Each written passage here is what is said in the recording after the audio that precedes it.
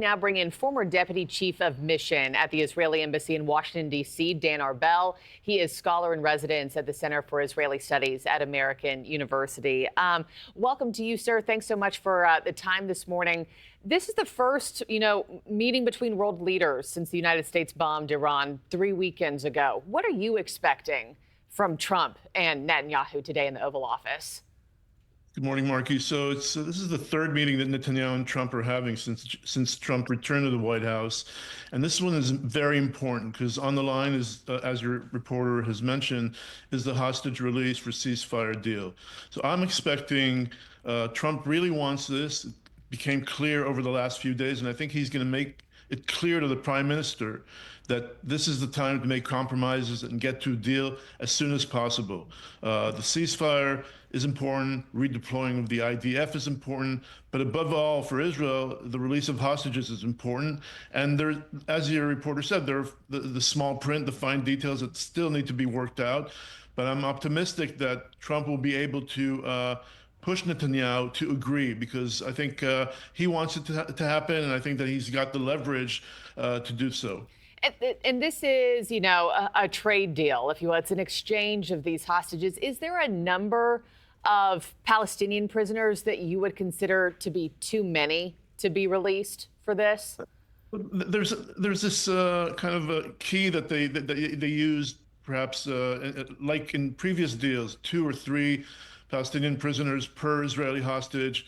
But I think that really, at this point, all prisoners released would be those with what we call blood on their hands, that they've committed terrorist attacks, that they've murdered people.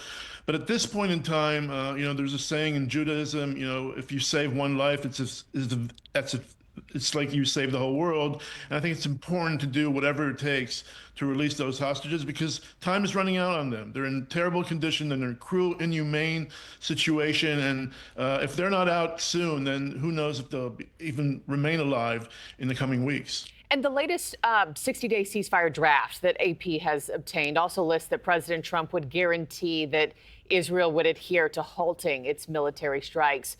Would that be more likely to get Hamas to agree to this deal, or would there be dangers if Israel was constrained in being able to target Hamas during that 60-day window?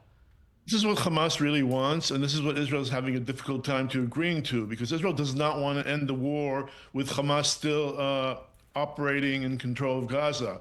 Israel wants Hamas out of the equation, wants Hamas out of the Gaza Strip, wants the leadership of Hamas to be exiled. So any situation in which, continues, ends the war, ends the fighting for Israel at this time is a win for Hamas. And Israel does not want this to happen. And Hamas certainly does want this to happen, along the same demand that they have to redeploy the IDF to lines that are far away from it is right now. So this is now in the give and take that's taking place in Qatar, and hopefully the two sides can reach a resolution soon. Yeah, and as Netanyahu is talking to Trump today at the White House, how will these ceasefire talks be impacted by the pressure from within Netanyahu's own coalition, who don't want the war to end, right, and seek to have IDF forces stay in Gaza?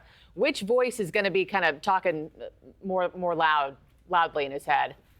So certainly the far-right ministers in his cabinet are pushing him not to go for a deal, but certainly more than 70% of the Israeli public supports a deal now and even ending the war now. So I think that that's what's going to prevail. And despite opposition within his own government, I think Netanyahu is going to opt to agree. Again, depends on the fine details, but looks like over the weekend, he really signaled that he's interested in finalizing this. So I think the opposition is not going to matter this time around. Well, we've seen a lot of fascinating Oval Office meetings this year alone, so we'll see what comes of this one. Dan Arbel, thank you so much, sir. Greatly appreciate it.